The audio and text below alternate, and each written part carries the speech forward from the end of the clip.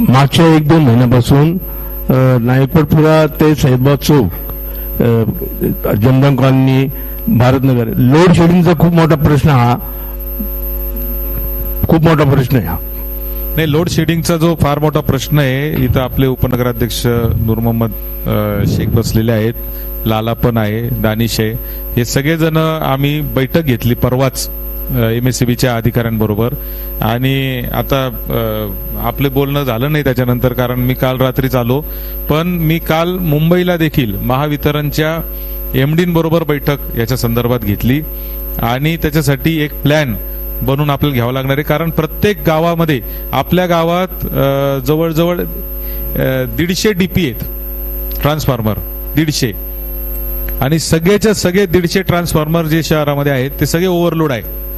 म्हणजे 100च्या DPवर 200चा लोड झालेला आहे. प्लस त्यांना एक मोठं सबस्टेशन करायला जागा त्या भागामध्ये पाहिजे. त्यांनी नगरपालिकेकडे जागेची मागणी केलेली आहे. ती पण जागा देण्याचा आपण नगरपालिकेच्या वतीने कबूल केलेला आहे. ते दिल्यानंतर शहरातलं 50% प्रश्न मिटणार आहे. आणि तिसरी मागणी मी त्यांच्याकडे ही पण केलेली आहे की जेवढ्या वायरी वरून आहेत, पोल आणि वायर, त्या सगळ्या अंडरग्राऊंड करायचा जो अर्धवट प्रकल्प मागच्या काळातला राहिलेला आहे तो पूर्ण करावा आणि पूर्ण सगळं लाईट जे आहे त्या अंडरग्राऊंड करावं. अशा 3 गोष्टी आपण त्यांना सांगितल्यात आणि त्याच्यावर त्यांनी काम चालू केलेलं आहे. दुसरं असं साहेब, आपले अनवर फिटरची जी गॅरेज आहे सैदबाग चौकाचं, आपले दानिशभाईचा वाढ येते.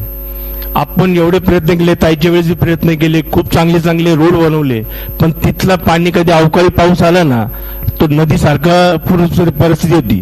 त्याचप्रमाणे आपला हावडा ब्रिजवर आता सध्या पाणी आलं होतं 2-3 दिवसापूर्वी, त्यावेळेस अशी पूर परिस्थिती झालेली होती. तो येणाऱ्या आता पावसाळ्यामध्ये ही आपण याच्यामध्ये काय काम करणार आहे? संगमनेर शहरामध्ये साधारणतः 15 ते 16 असे स्पॉट आहे का जिथं पाऊस आला की पाणी साचतंय. आता याचे कारण वेगवेगळे आहेत. याचं सगळ्यात प्रमुख कारण जे आहे ते म्हणजे जे नाले होते आपले ओरिजिनल, त्या नाल्यांचे स्लोप राहिले नाही आणि बांधकामं नाल्यांमध्ये झाले, अतिक्रमणाच्या माध्यमातून झाले. आता इथं भारत बोराडे आणि सौरभ कासार आणि सुभाष दिघे 3 जण बसलेले आहेत. भारत पण होता ना, हा भारत आपण आहे.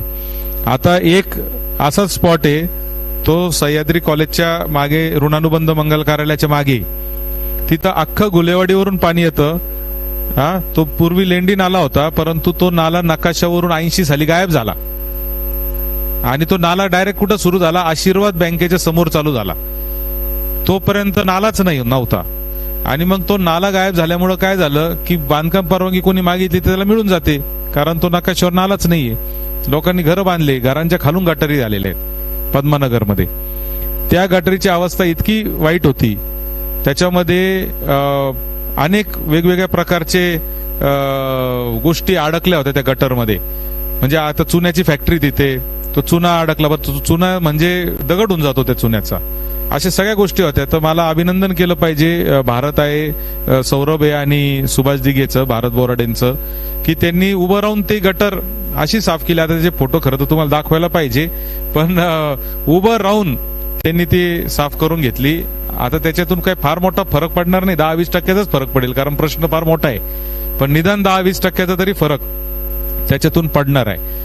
हा जो प्रश्न तुम्ही जो सांगितला अन्सार भाई, तो 10 ते 15 ठिकाणी गावामध्ये आहे आणि ते सगळे 10 ते 15 ठिकाणचे आपण अहवाल तयार केला. आता अवकाळी पाऊस जो झाला 15 दिवसापूर्वी, तेव्हा एक झलक मिळाली आपल्याला का कुठं कुठं पाणी साठू शकतं, कुठं कुठं काय काय होऊ शकतं, आणि त्याची उपाययोजना आपण नगरपालिकेच्या अधिकाऱ्यांना स्पष्ट सूचना दिलेल्या आहेत की ते पाणी साठलं जाता कामा नये.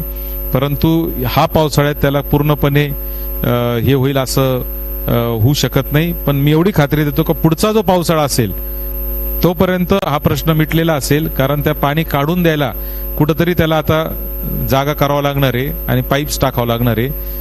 तर ते सगळं आपण आता नियोजनात घेतलेलं आहे. धन्यवाद दादा. ठीक आहे, धन्यवाद आपल्या सगळ्यांचे. आपण सर्वजण आलात त्याबद्दल आपल्या सगळ्यांचे आभार. धन्यवाद. सगळ्यांचे आभार या ठिकाणी उपनगराध्यक्ष मानतायत आणि सर्वांना विनंती आहे की